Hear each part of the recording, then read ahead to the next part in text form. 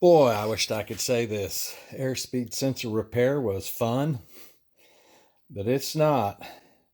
I'm really having trouble. I had trouble getting my hand down in there. So anyway, what I ended up doing was destroying the other PDOT tube. I had to put a pair of vice grips on it and push it backwards to get it out of the fuselage. There's no way I was going to reach it. So there's that I have to replace. And so with the other airspeed sensor I've had, I just used the tubing with it until the roll of tubing comes tomorrow, and then I'll try to order just a Maytech PDOT tube someplace. I mean, the whole thing's, what, $20? I have no idea, but still, I don't care if it was 2 cents.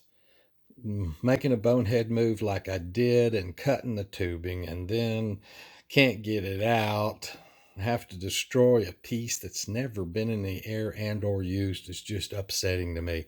There's how close I cut it to the end of the where the PDOT tube was. So with that up in the nose,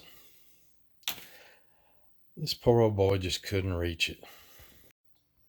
Well, there it is, repaired. I pulled it out further than the last one was. Oops. Excess. Something out there. I'll get that off in a second.